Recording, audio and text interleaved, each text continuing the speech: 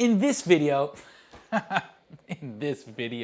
look, I did a 3-day fast only a few months ago, and now I did this 5-day fast, so you want to know A, how much weight did I lose, and B, is a 5-day fast worth it? My original thesis going into a 5-day fast and what I wanted to talk about has changed. I mean, I did a lot of video blogs or vlogs. I don't even know if they're still called vlogs. I even made my own miso soup for that 5-day fast, which was surprisingly easy and crazy cheap. But anyway, now that I went through it and some time has passed, I think it's important to give a topic a little room to breathe to develop my thoughts and feelings about stuff. So instead of just sort of like cranking out the content, this video is going to be about those 5 days and a whole lot more. So I hope you'll stick around for it. Oh, and we're going to be talking about weight loss, so if that's triggering, cut out now. Or subscribe first and then cut out? Let's get into it. So why did I fast for 5 days? Well, when I was doing my 3-day fast, I posted something online and a friend texted me asking me why and what I was doing for that fast. We chatted on the phone for a bit and I told him about the fast mimicking diet, Valter Longo, and his book, etc., etc.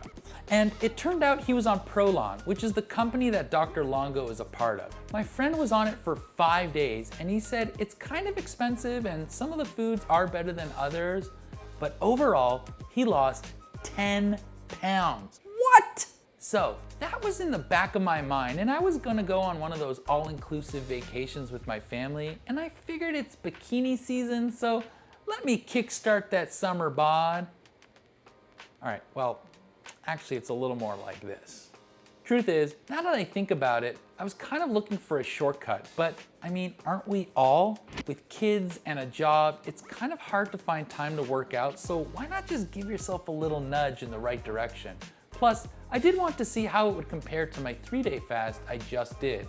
My focus then wasn't so much weight loss, but it was for this 5-day fast. So I did the 5-day fast, and before I tell you how much weight I lost, I'm just kidding, I lost 10 pounds. And if you want to know if a 5-day fast is worth it, it's not. Here's why. It felt too long. I thought 3-4 days was fine. Check out that video on that below. But by the time it was 5 days, I was like, why? It has been an interesting 5 days. My wife Julie has been very supportive, in so much that she's like, oh, you're almost done. You're 66% of the way there. You know, you're 80% of the way there. And then I'd be like, I don't know why I'm doing this. And she'd be like, I don't know why you're doing this either. I have no idea why you're doing this either. But it has been an experiment, a worthwhile experiment. And I have learned a lot, and I will summarize it for all of you. And before I talk about more about that 10 pounds, let me quickly tell you about breaking the fast. So if you do decide to do a 3-day fast that you should do for other reasons other than weight loss, because there are a lot of great reasons, but in what I learned, he broke it with a huge steak. And a buddy told me that after about 5 days of not eating, your body has a hard time digesting meat. Now, I don't know if that's actually true, but it felt true, and let me explain. I did break it with bone broth instead of just eating some pastries like I did in my other fast, but this is largely performative on my part. I'm not even really that hungry, but I will break my fast with some bone broth. Bone broth! But in all seriousness, some part of me wants to eat all the food I have. Let me be honest, I ate a heck of a lot more after that. A full chicken dinner with couscous, some fruit, popcorn, and probably more. I'm probably too embarrassed to remember.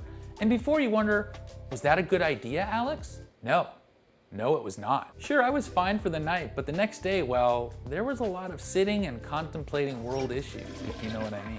Another reason not to do a 5-day fast. Okay, poop jokes aside, I want to talk to you about something more serious. During my fast, I noticed I was weighing myself a lot, day and night, and that seemed so pointless. Weight goes up at night and down the next day by up to about 3 pounds. But even so, when I came back from vacation, I had gained back about half the weight. And I didn't really go overboard on the food there. Okay, so I might have had a couple of donuts, but to be honest, for the first 2 of the 4 days, I thought I was doing pretty good not having all I could eat. But I also realized that I'm on vacation. I want to enjoy myself. I mean, you should enjoy your vacation, and you certainly shouldn't be weighing yourself every day. But Alex, you lost 10 pounds. 10 pounds! All right, first off, calm down. But did I? I mean, even when I was on the fast, I didn't think so. And I weighed myself and I'm down another 2 pounds. Again, maybe it's just, I don't know, farts. I just like can't imagine being down, but it's probably just water weight. Probably just said water 10 weight. pounds in a 5-day fast isn't real.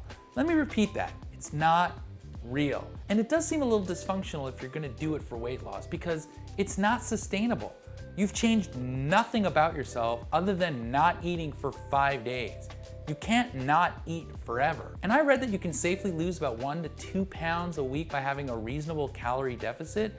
And I heard in one of the many videos I saw that if you lose weight in an unsustainable way, it will be unsustainable to keep it off. You know, it sounded a lot cooler when they said it. And that's where things sort of changed for me. These last couple of weeks since the fast and the vacation, all these experiences started to manifest in my head and it got me thinking. And I have 2 almost contradictory thoughts going on in my head. The first thought is if I really wanted to lose weight, and I'll have to be completely honest, I kind of wanted to get rid of this dad bod belly I've had for all my life.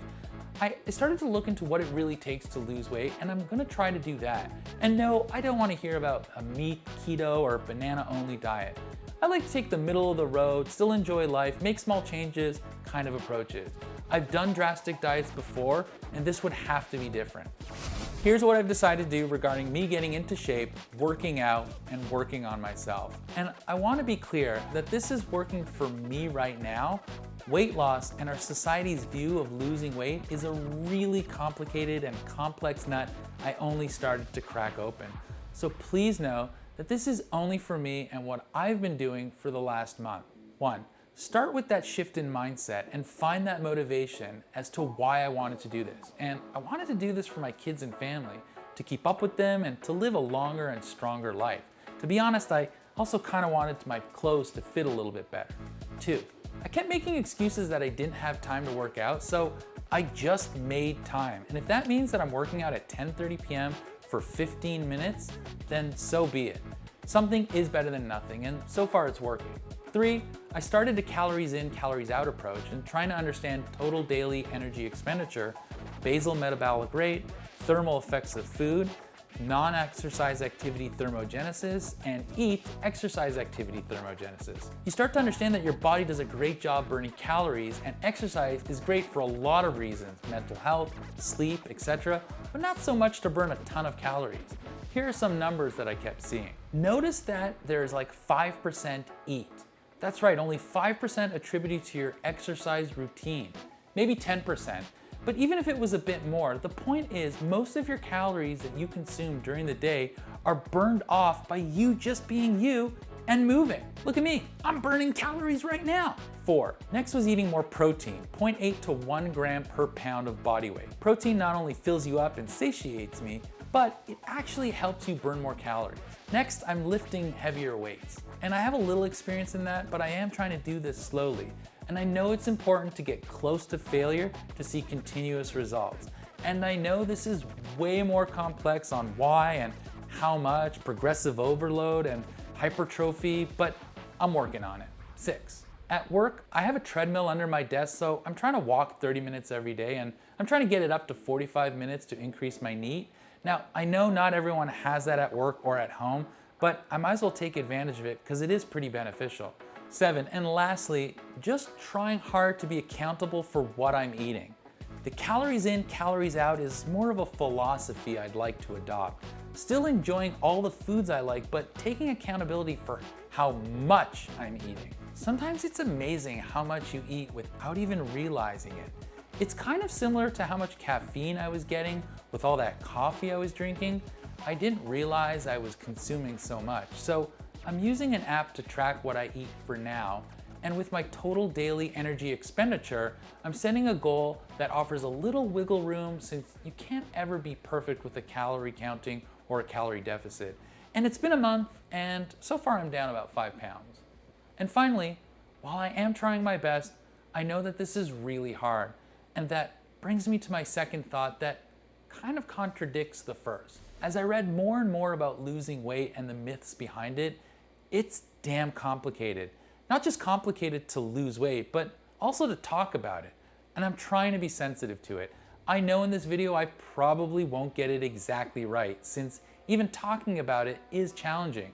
It's triggering, and it also perpetuates and glorifies a specific kind of body type. Dietitians and nutritionists have to walk a really fine line, be respectful of people's desire to lose weight, even if it's consciously or subconsciously brought on by societal pressures, and still advocate for a more compassionate approach to health.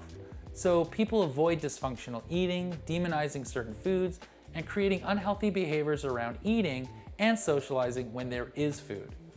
And what motivates us to do it isn't the same for the next person, and it's never the same experience for everyone who tries. And also, it's perfectly reasonable not to want to do it at all. I'll post some of the books and articles I've read and are reading right now if you're interested.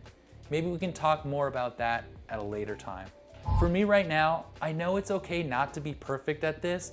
I think this is as a long-term goal, and I may have some bumps, hiccups, and even a few donuts along the way. And whatever your motivation is to fast, it shouldn't or couldn't be to lose weight. And remember, whatever your reason you want to lose weight, it's not the same for everyone. Be kind to yourself and your body, and be mindful of those around you. And I hope you come back to this channel for some really great food content and conversation. I've been obsessing about cheesecakes and soups, if you believe it.